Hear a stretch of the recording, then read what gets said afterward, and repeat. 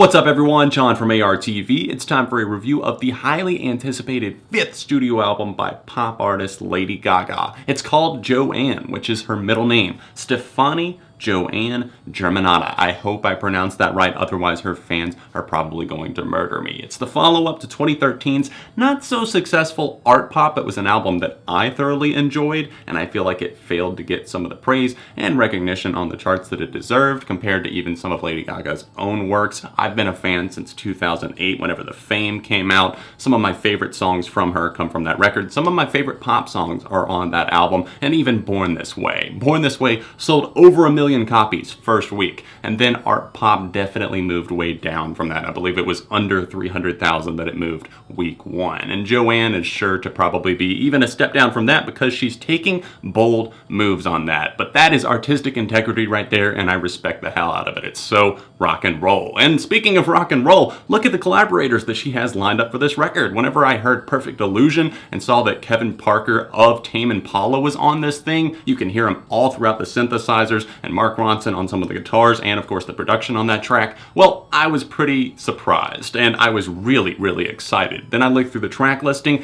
and I saw some longtime collaborators at first, like Red One, but then I started looking a little bit further, and I was like, Josh Tillman, who is Father John Misty, that's his stage name, of course, and then we've got Beck, Josh Homme of Queens of the Stone Age, and then we've already got Tame Impala's Kevin Parker. What is this album going to be? I was super excited, and thank God it did not disappoint. This album sees her going back to some of her roots, embracing not a country sound like I think a lot of people were expecting. You saw the pink hat on there, and then people just started assuming she's really gonna go to these country roots, and I don't want to throw that word out there because it's more of like a folk, Americana, and rock type thing. Obviously there's plenty of pop there as well, and I feel like it's going to appeal to fans of different genres, and that's something that people have kind of hated on Lady Gaga for in the past, is her just doing too many different things, or she's too EDM, she's too pop, she's too this, and she's sick of it. And I think that she's dealt with haters in the past, people who just are not fans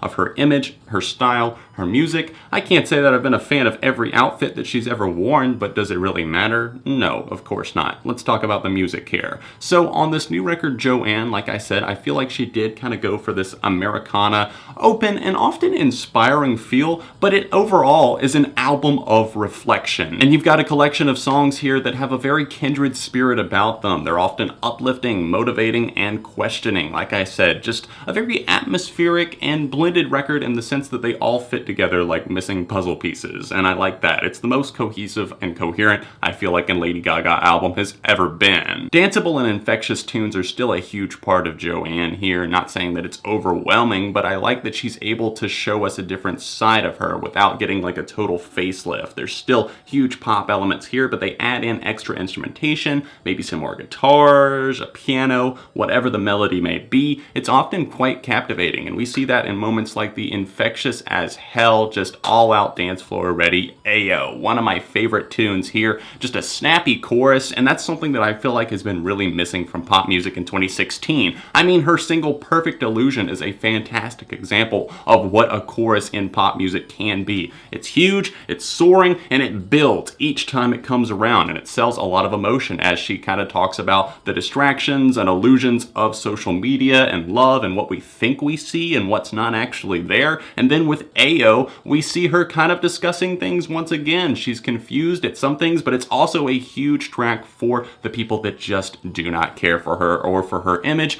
or her music, and it's really just kind of silencing them. The chorus on this is one of the best of Gaga's career, and the vocal capacity that she possesses on this tune in particular, the way that it just roars over this tune, it's just like a kick in the ass to everyone that is listening and thinking that she's not capable of doing certain things. And I've always seen that in her. I've always thought she was a very talented vocalist. She's always refused to lip sync, and lately it seems like she's really toning it down on the auto tunes, and I really respect that. Continuing with the kind of groovy, danceable feel, we have moments like Dancing in Circles, a track about masturbation that took me a little bit to catch on to. I heard some of the lines and they just didn't register, and then I looked up the lyrics for it and I was just like, yep, this song is definitely about that. And Lady Gaga all but confirmed that on her Twitter whenever I was scrolling through a reply to a fan with just the eyes emoji whenever they asked, is this song about touching yourself? And she's just like, Guilty. Diamond Heart and Come to Mama are two others I think about in this regard, with the latter of those not really being a favorite of mine, but I really respect it because it doesn't really feel like a calculated move for Gaga, not something that you could predict, but it kind of has this arms wide open type feel, like an embrace, like come here, you know, let me take care of you type thing.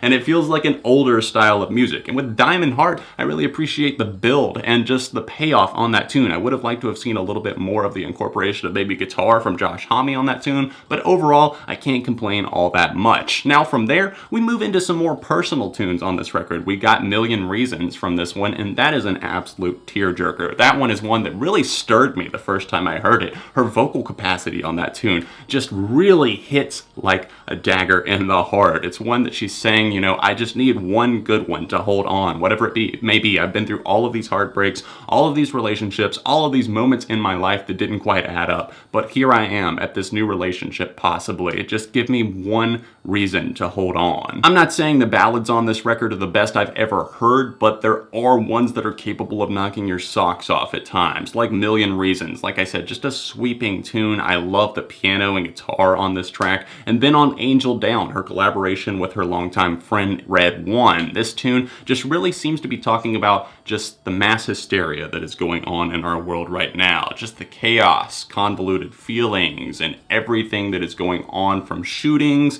to riots and to our political state. Her religion also seems to be a recurring theme here, and that seems like something that she's played into a few of the other tracks as well. Her relationship with the Catholic Church has always been scattered at best, and I like that she addresses it once again on Angel Down. The beat on that one is very swaying. You're not exactly sure where this tune is going to go, but it's dark and it's kind of haunting in a way, and I love that she incorporates that not only into this tune, but several other moments on this album. Joanne is another huge one. The title track is just fantastic, and it feels like she's talking to herself, almost like a warning call, a signal, and it easily turns into one of the best songs on this LP. Now, she does get into brighter territory once again as well. We see John Wayne. I love the howl at the beginning of that track. Can we go a little faster?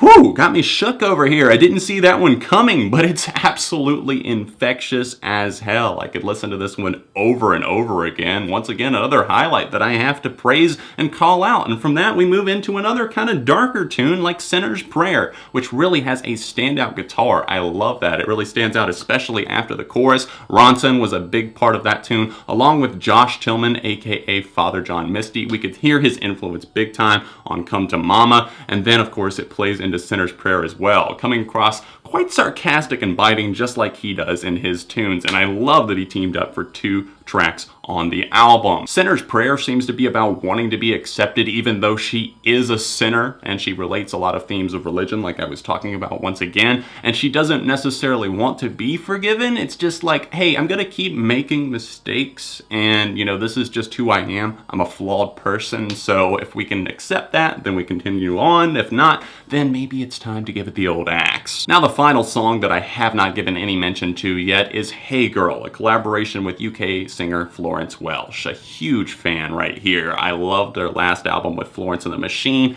How Big, How Blue, How Beautiful. Just one of my favorite albums of 2015. Her vocal range is absolutely insane. And I love the tip of the hat, the tip of the old pink hat, I should say, on this track to just maybe some other pop stars in the scene. Basically saying, hey, shouldn't we be positive and lift each other up? Put women, you know, like not against each other, but shouldn't we just team up? This track is all about positivity with a sly smile. Just basically saying like, hey, we've seen these things going on in the industry. Let's maybe take it in a different direction here. I love the kind of slow, sultry feel that this track provides. It's kind of a weird one that you wouldn't expect from Lady Gaga, but the production does throw us for some loops on this album, Joanne. I mean, I love the twists and turns on it, but it does get a little bit confusing, and I could see some listeners having a problem with it, but fortunately, that hasn't really been something that brought down the album's enjoyment for me. Hey Girl is one that is turning into a favorite for me, but I'm not sure how the replay factor is going to hold up. They do trade back between between Welsh and Gaga quite often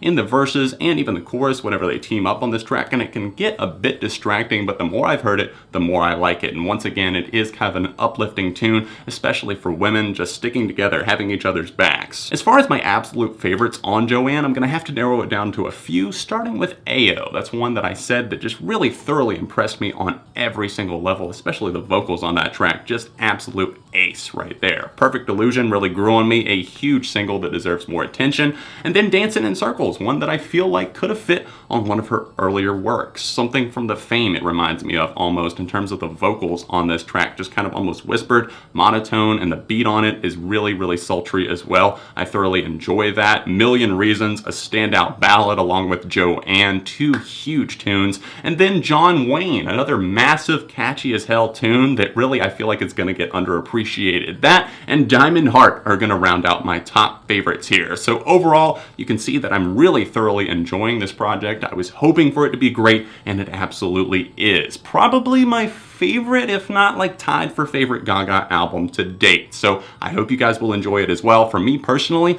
I'm going with a light 4.5 out of 5. You're probably wondering, John, didn't you give Art Pop a 4.5? Yeah, but I was in a different place at that time, and I really don't feel like I was being as critical as I used to be. So for me to give a 4.5 now is much more rare than whenever I would hand them out even 3 years ago. So Art Pop, I've actually downgraded to a 3.5 light 4 if you are curious. So let me know your thoughts on Joanne if you've heard it in the comments section down below. Don't forget to please leave a like on this video to let me know that you enjoyed it, and subscribe to the channel so you don't miss out on future reviews. Thank you so much for watching. If you would like to see another Lady Gaga review or a recent review that I did on this channel, click the annotations. You can find me at all of my social media links over here on the side. They're linked in the description. Other than that, I will see you guys very soon right here on ARTV.